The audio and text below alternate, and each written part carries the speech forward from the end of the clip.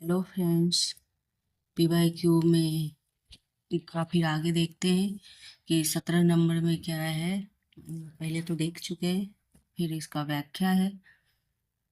तो इसका ये 4 नंबर से 1 नंबर सही है तो ए का 4 है, बी का तीसरा है, सी का दूसरा है, डी का पहला है। तो इस प्रकार है। फिर इसकी व्याख्या है, मिलन के पल केवल दो हैं और दो चार विरह के कल्प अपार। काव्य पंक्ति सुमित्रा नंदन पंत जी का है और पंत द्वारा रचित कविता परिवर्तन से ली गई है।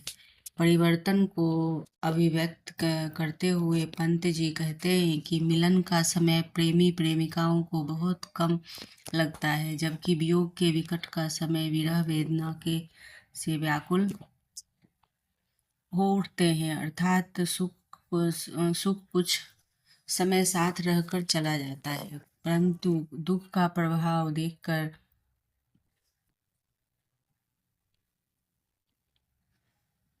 परंतु दुख का प्रभाव देर तक बना रहता है।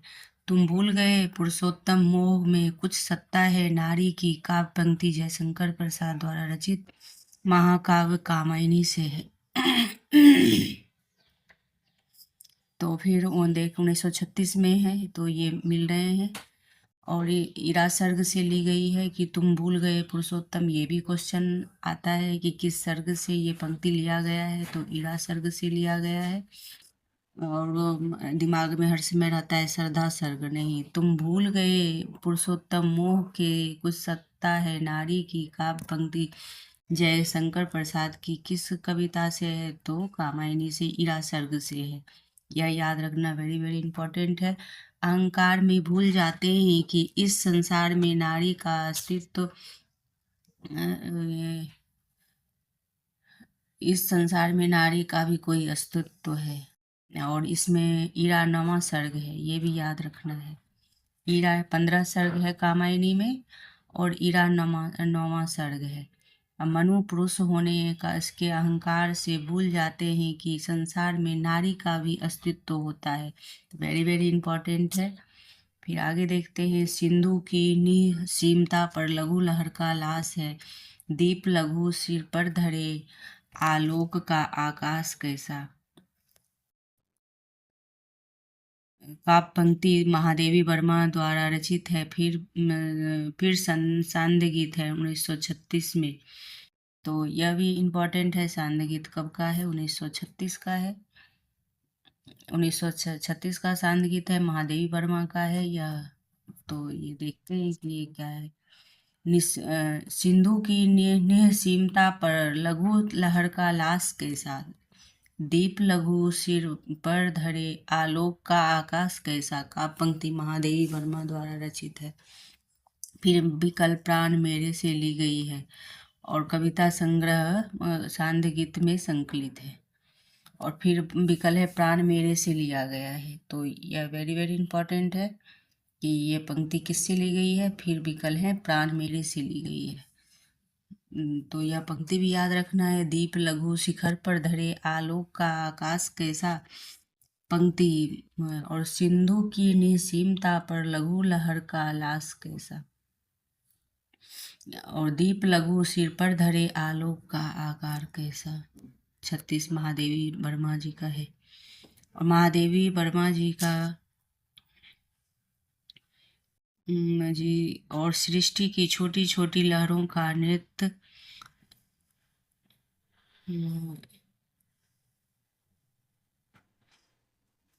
नृत्य कैसा। छोटी छोटी लहरों का यह नृत्य कैसा। आकाश भी निःसीम है, प्रकाश ही प्रकाश के घिरा हुआ है।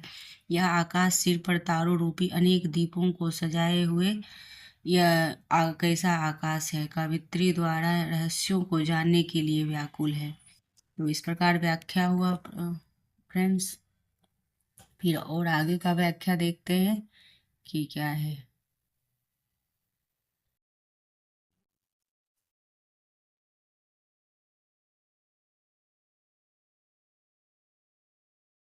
फिर आगे का व्याख्या है ये। उपल दृष्टि हुई उपल दृष्टि हुई तम छा गया, पट गई मही कंकर पात से। काव्य पंक्ति अयोध्या सिंह उपाध्याय द्वारा रचित है। काव्य प्रिय प्रवास 1914 से ली गई है। तो उपल सृष्टि का है।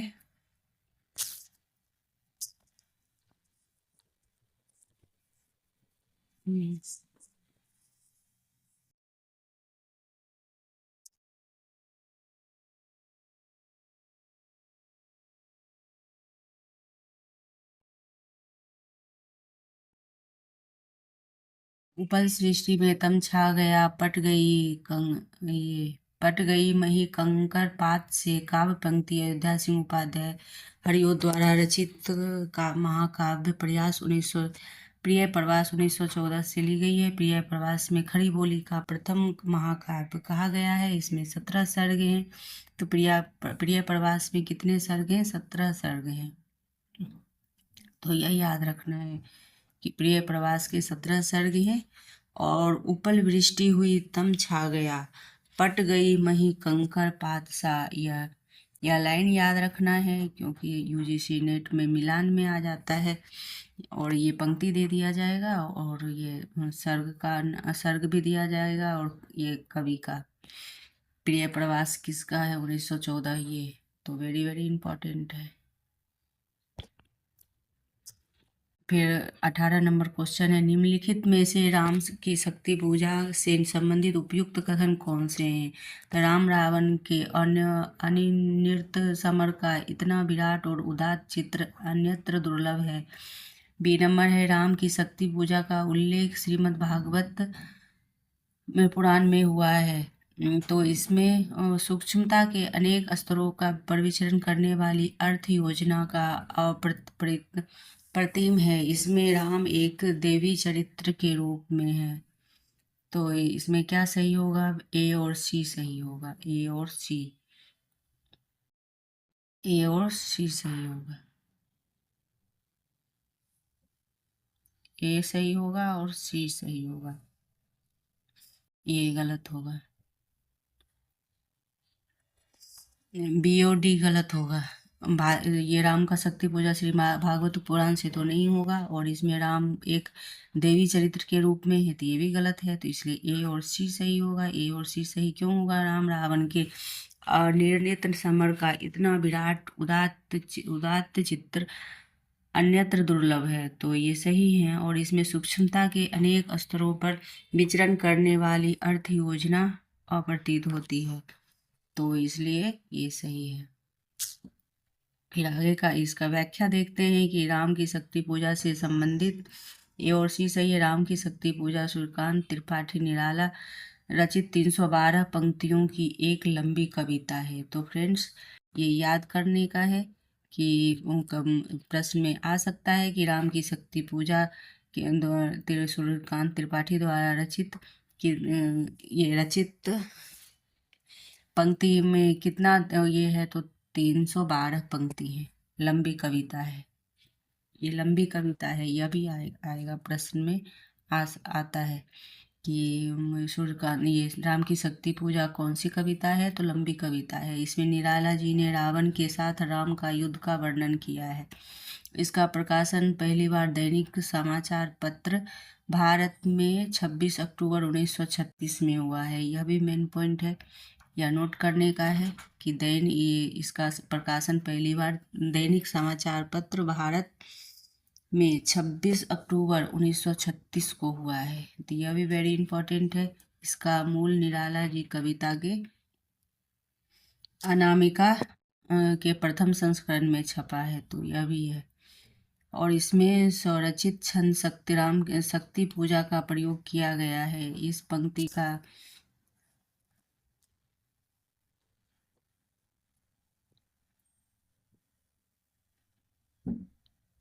इसमें स्वरचित राम शक्ति पूजा का प्रयोग किया गया है। इस कविता पर वाल्मीकि जी का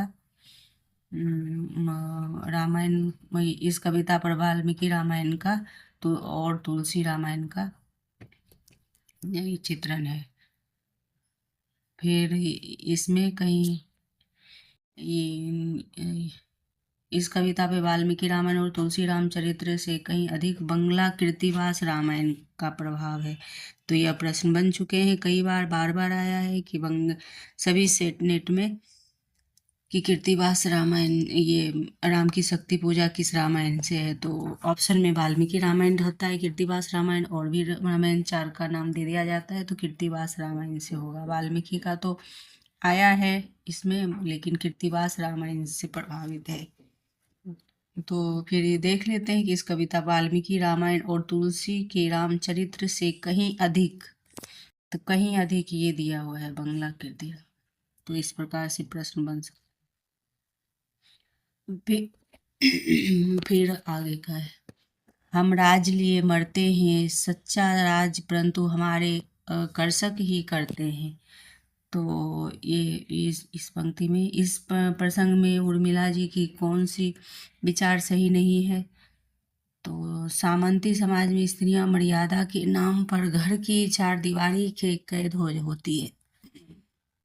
किसान स्त्रियां अपने पतियों के साथ स्वतंत्रता पूर्वक विचरण करती है। किसान राज्य समाज से अधिक सुखी रहे और राज सुख भाग्यशाली लोगों को प्राप्त होता है। तो कौन से सही होगा, नहीं है, सो दिया गया है। तो यह ध्यान में रखना है कि इसमें क्या पूछा गया है, नहीं और है ये पूछा गया है।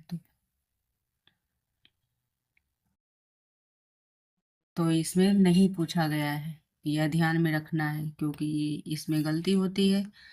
तो सामंती समाज में स्त्रियां मर्यादा के नाम पर चार दीवारी में कैद रहती, सही है। किसान स्त्रियां अपने पतियों के साथ स्वतंत्र विचरण करती, ये भी सही है। किसान राज समाज से अधिक सुखी है, ये सही है।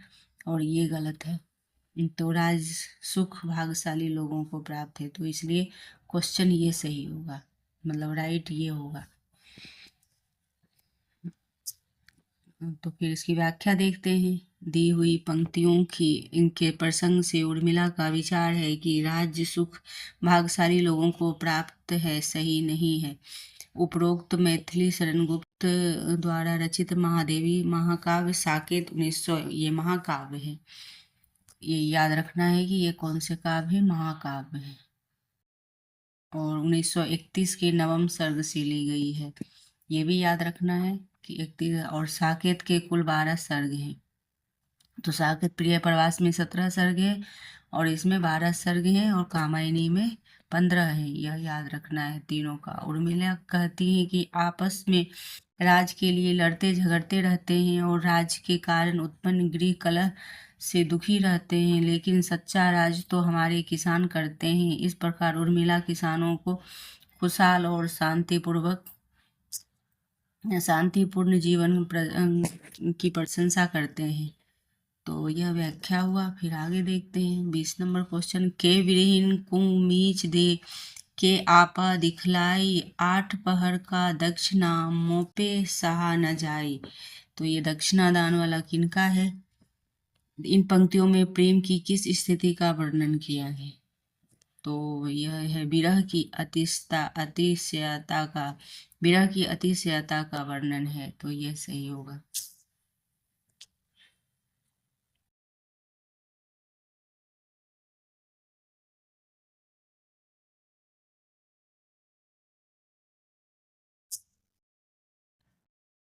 फिर आगे देखते हैं, ये 20 नंबर क्वेश्चन का है।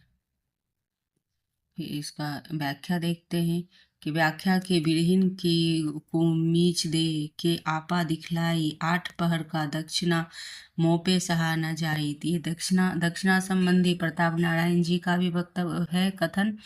तो इसमें कंफ्यूजन नहीं होना है।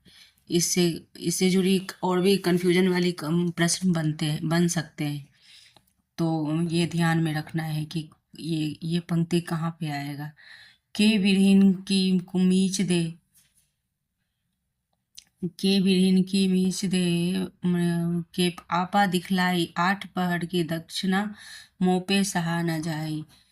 तो काव्य पंक्तियों के विरह की अतिशयता का वर्णन है। उपयुक्त काव्य पंक्तियां कबीर के दोहों से ली गई है। और जीवात्मा ईश्वर के दर्शन करने की व्याकुल रहती है। 8 पहर की विरह अग्नि अब उससे और सहन नहीं होती। तो फिर इस प्रकार है, निम्नलिखित में से तो मृत्युदान के लिए है, मिला ले ये दर्शन दे दे। तो इस प्रकार है, 21 निम्नलिखित में से 21 नंबर क्वेश्चन में है कि निम्नलिखित में कौन से दो ग्रंथ विशेष रूप से रस सिद्धांत से है। तो ये है 10 रूपक, साहित्य दर्पण, काव्य दर्श, काव्य अलंकार। तो किससे है? रस से संबंधित है, रूप रस से संबंधित है। प्रश्न ध्यान से देखने का है कि दो ग्रंथ विशेष रूप से रूप रस से संबंधित है। तो यह ढूंढना है रूप रस से, तो ए और सी होगा, 10 रूपक और साहित्य दर्पण। तो इसमें व्याख्या में क्लियर करते हैं कि कैसे है। तो ये 10 रूपक 10वीं सदी के हैं। 10 रूपक 10वीं सदी धनंजय कृत ग्रंथ है। इसके 4 प्रकार हैं, वेरी वेरी इंपॉर्टेंट, क्रमशः वस्तु, नेता, नायक, नायिका। तो वेरी वेरी इंपॉर्टेंट है। 10 रूपक में क्या है?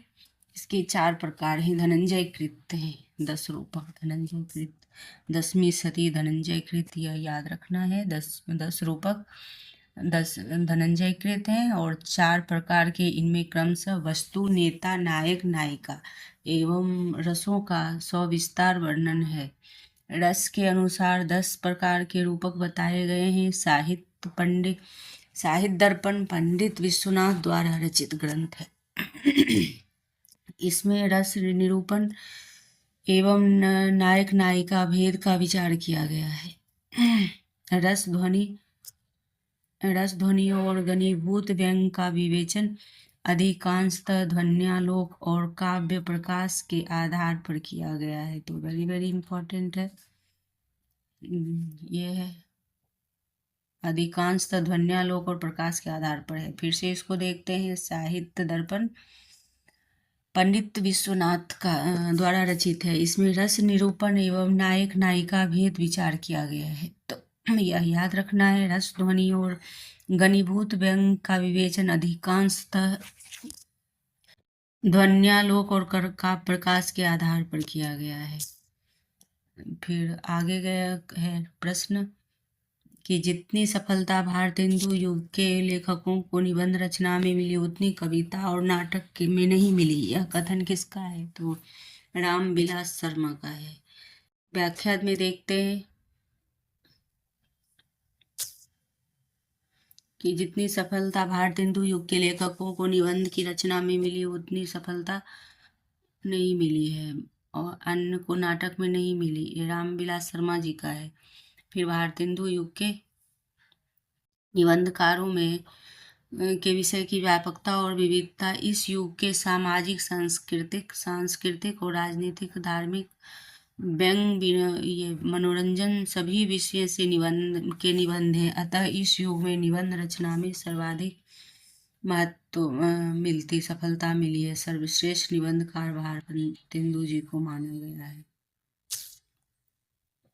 रामचंद्र शुक्ल के अनुसार शिव सिंह सरोज में गिनाए गए ग्रंथ हैं। कौन कौन से? राम सतसई, करखा रामायण, दोहावली और कवित्र रामायण। तो दिए गए विकल्प में सही हैं ए और बी।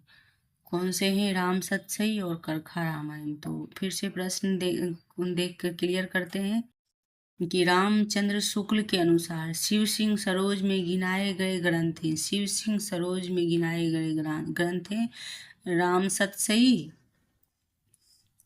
सतसई और करखा रामायण। शिव सिंह सरोज के गिनाए गए ग्रंथ हैं। तो ये है।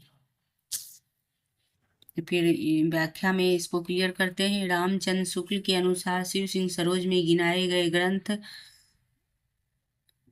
करखा रामायण है और राम सतसई है। और शिव सिंह सरोज 1877 से 1883 ईस्वी के मध्य में लिखा गया माना जाता है। तो शिव सिंह सेंगर द्वारा लिखे गए इस ग्रंथ को हिंदी भाषा में लिखा गया है। तो हिंदी साहित्य के इतिहास का ग्रंथ माना जाता है। इसमें लगभग 1003 कवियों का संक्षिप्त वर्णन है। तो देखा दोस्तों, फ्रेंड्स, देखे कि कैसे हमें व्याख्या के द्वारा इसे अंदर से भी क्वेश्चन प्राप्त हो रहे हैं, क्योंकि ये व्याख्या में कई प्रश्न रहते हैं। तो इसमें ये भी प्रश्न बनेगा, ये भी प्रश्न बनेगा। शिव सिंह सरोज कब का समय है, और ये तो प्रश्न है ही, राम सतसई और करखा तो किस में है, शिव सिंह सरोज में है, यह याद रखना है। तो फ्रेंड्स, इसलिए बहुत ही महत्वपूर्ण है ये क्लास, क्योंकि ऑथेंटिक ऑथेंटिक बुक से है, अरिहंत से, जो कि इसमें अच्छे से एक्सप्लेन किया हुआ रहता है। तो फ्रेंड्स, ध्यान से देखें।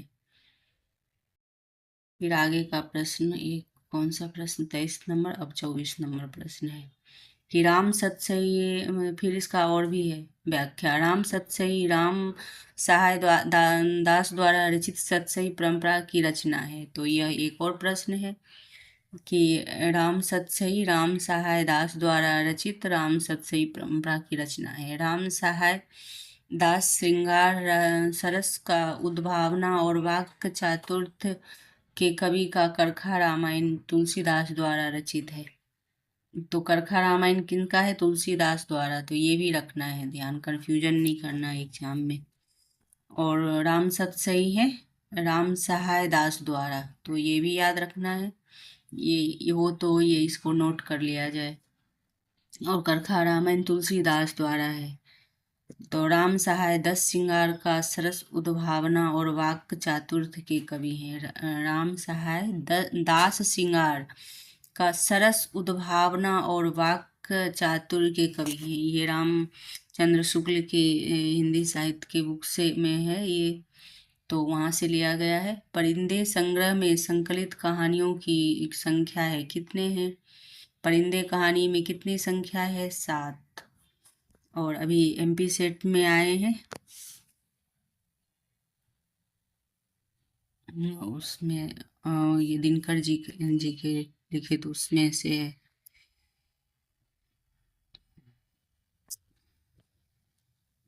परिंदे संग्रह में संकलित कहानियों की संख्या 7 है। परिंदे कहानी का संग्रह प्रकाशन वर्ष 1956 में हुआ है। इसमें इसके कहानीकार निर्मल वर्मा है। परिंदे की कहानी के संग्रह कहानी, जबकि अन्य कहानियां अंधेरे में, तीसरी गवाह, डायरी, खेल, माया, मर्म, पिक्चर, पोस्टकार्ड और सितंबर की एक शाम।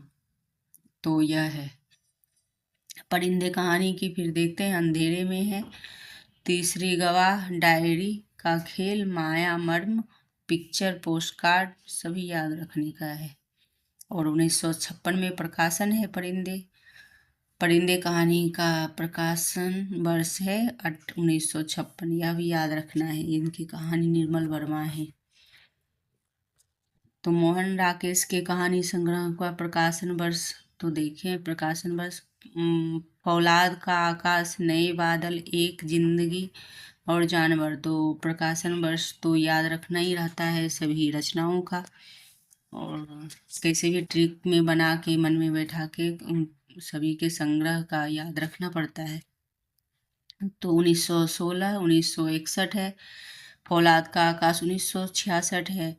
जिंदगी एक और जिंदगी 1961 है। नए बादल 1957 है। जानवर और जानवर 1958 है। मोहन राकेश का है। यह चारों है, तो इसको याद रखने का है।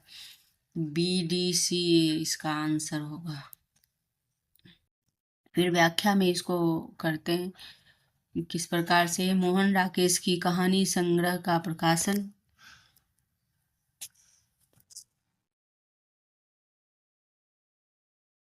वर्ष के अनुसार है। नए बादल का प्रकाशन वर्ष 1957 में है।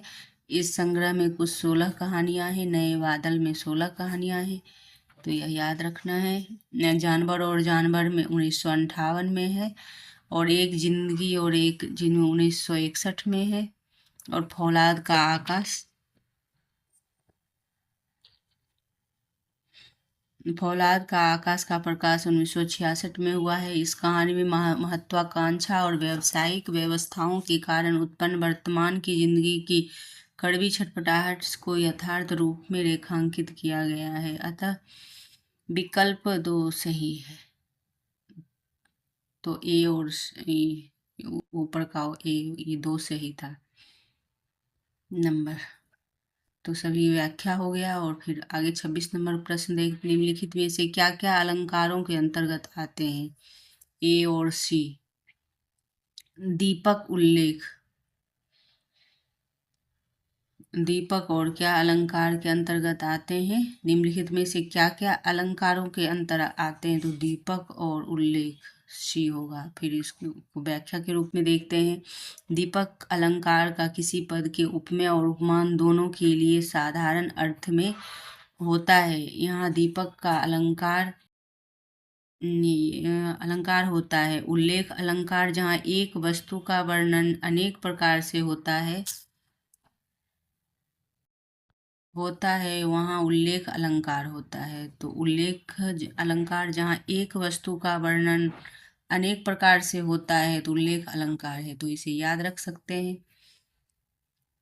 क्योंकि देखा व्याकरण भी प्रश्न आ गया इसमें। व्याख्या में व्याकरण से संबंधित भी थोड़ी डिटेल हमें प्राप्त हो गया, इसके बारे में हमें जानकारी मिल गई। यदि व्याख्या नहीं होता तो अपन सिर्फ क्वेश्चन पे ही टिक लगाते कि ए और सी होगा, और क्यों होगा तो ये मालूम ही नहीं होता। तो फिर इसलिए यह क्लास इम्पॉर्टेंट है। दीपक अलंकार जब किसी पद में उपमेय उपमान दोनों के लिए हो तो इसलिए दीपक है। और उल्लेख अलंकार एक वस्तु का वर्णन अनेक प्रकार से होता है इसलिए। 27 यशपाल कृत झूठा सच उपन्यास के केंद्रीय विषय कौन से हैं? तो विभाजन की त्रासदी है और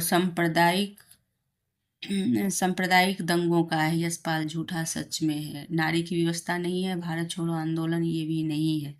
तो ए और सी होगा सही। तो इसकी व्याख्या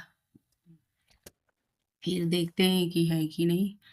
नहीं तो फिर आगे की क्लास में होगा। 27 नंबर क्वेश्चन हुआ है और देखते हैं और है क्या पीडीएफ में। 17 है, 27 तक अपन पढ़ा है। 25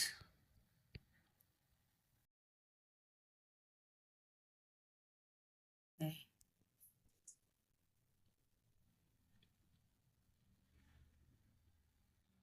ये रहा।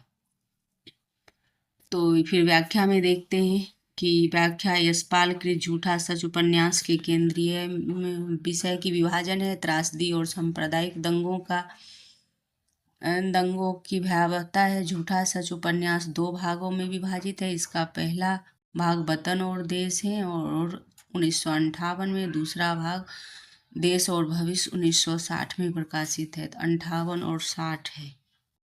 वतन और देश और भविष्य। और फिर देश के विभाजन के एवं उत्पन्न भीषण सांप्रदायिक दंगों का चित्रण है और करते हुए शरणार्थियों के एक देश छोड़कर दूसरे देश का पलायन है।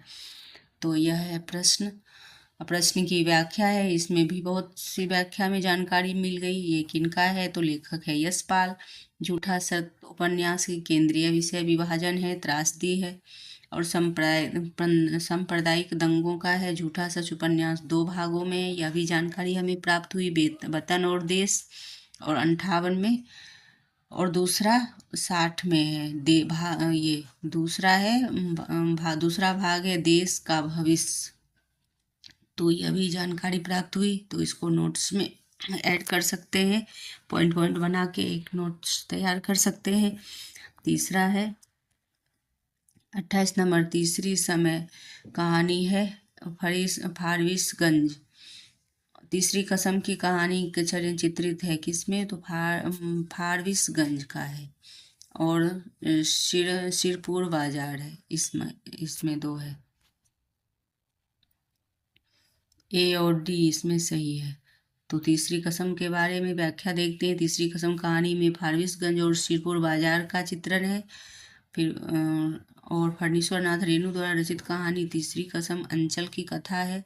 तो यही है किसकी। ये आता है प्रश्न कि तीसरी कसम कहाँ की है? अंचल मीन्स गाँव की है, जिसका परिवेश ग्रामीण और जहाँ जीविकोपार्जन कृषि और पशुपालन है। तीसरी कसम कहानी फणीश्वर नाथ रेणु रचित है, जिस पर वर्ष 1966 में फिल्म निर्माण हुआ है। रेणु की रचित कहानी 1966 में फिल्म निर्माण हुआ है। इस कहानी का नायक 3 है। इस कस्में 3 कस्में खाता है।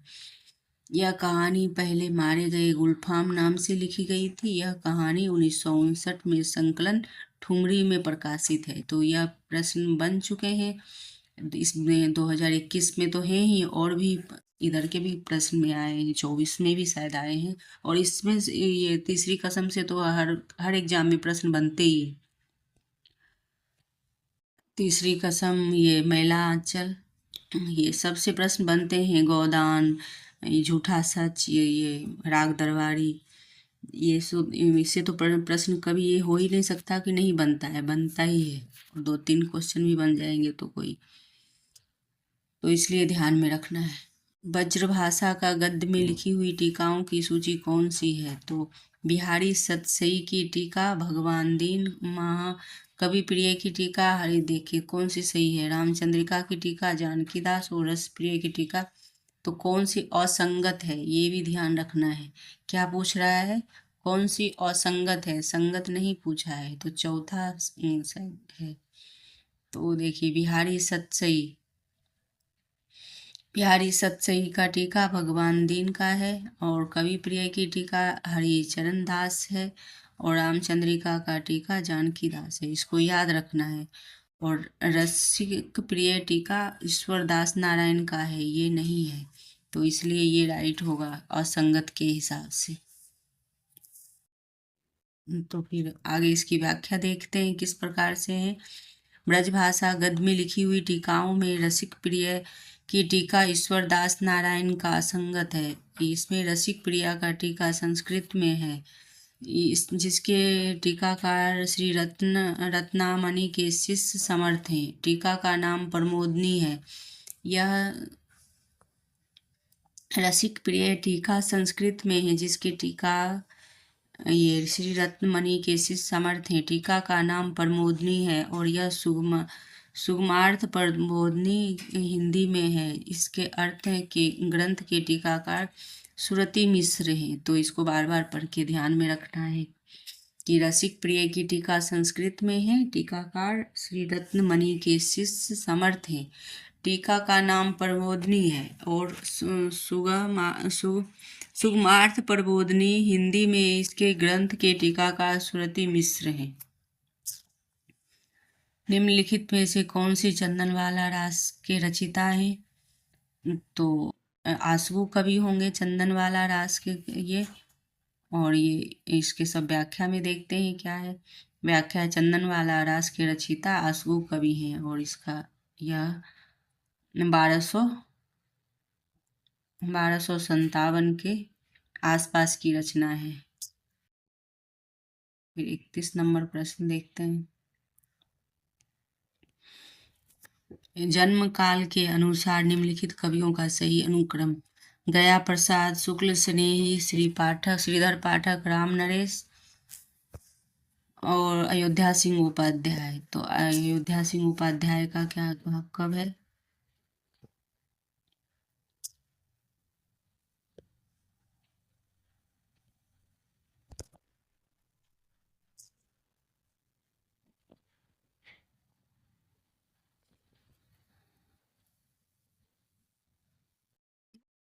तो 1883 है, श्रीधर पाठक 58 है, और रामनरेश त्रिपाठी 89 है, और 1865 अयोध्या सिंह उपाध्याय का है। इस क्रम में ए नंबर होगा। इसकी व्याख्या आगे देखेंगे अगले क्लास में।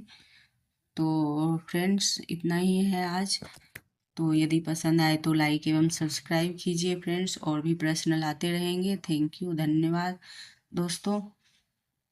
कमेंट कीजिए, लाइक कीजिए, सब्सक्राइब कीजिए। Thank you.